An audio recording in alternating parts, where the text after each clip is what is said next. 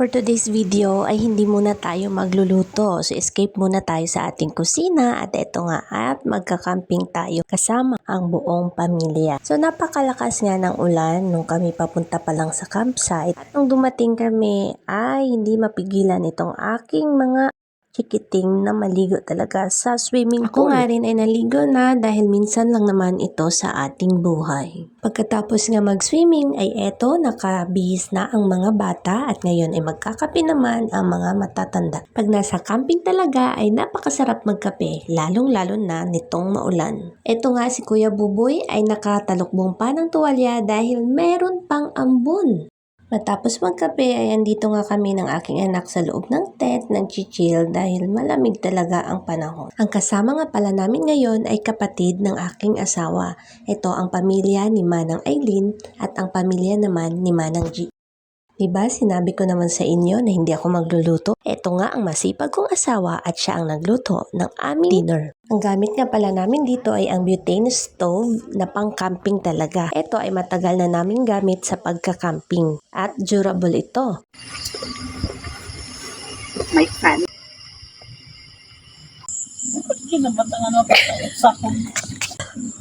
May ano nga.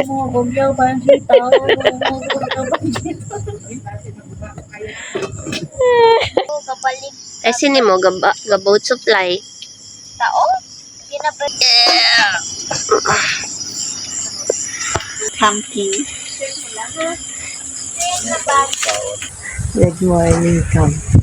So this is the morning after the overnight. So kahapon kami nandito and for today's video, I will show you the pool farm.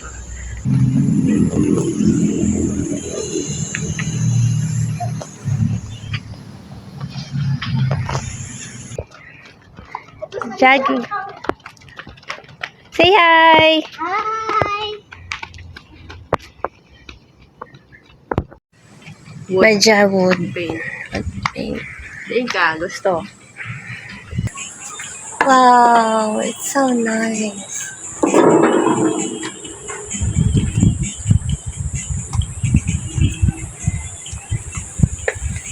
Meron din silang glamping just right here.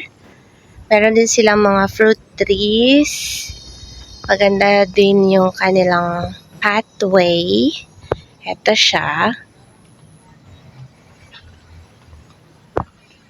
Then, very peaceful dito, guys. If you want a Syrian vacation or a camping, you can do it here at RG Fruity Farm. So, this is a nice farm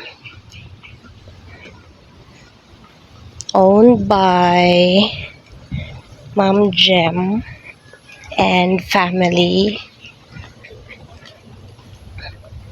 Nandito tayo sa back portion. Dito yung kanilang bonfire area. So, nare-renovate pa nila. Saan dito siya?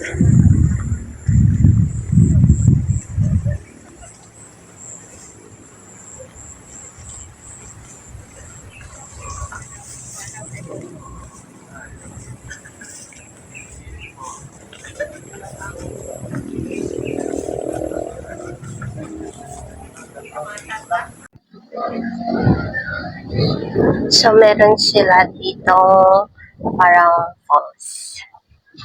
Pero wala. Hindi siya. Ano ang tubig.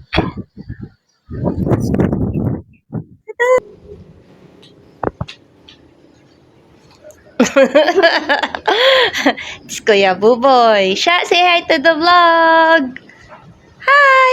Say hi.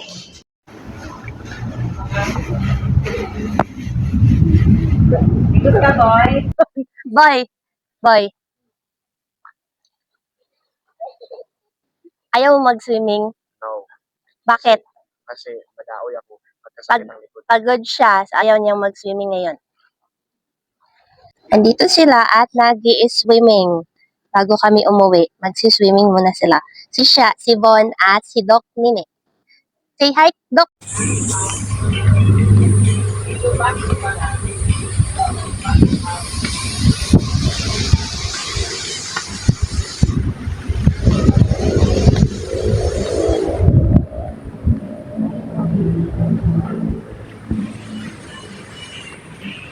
Dahil nga napakatagal pa nilang mag-swimming eto at nagbuhat na kami ng aming mga gamit papunta nga sa sasakyan. So salamat sa inyong panonood. Kung nagustuhan nyo ang video na to, mag-subscribe na sa aming channel.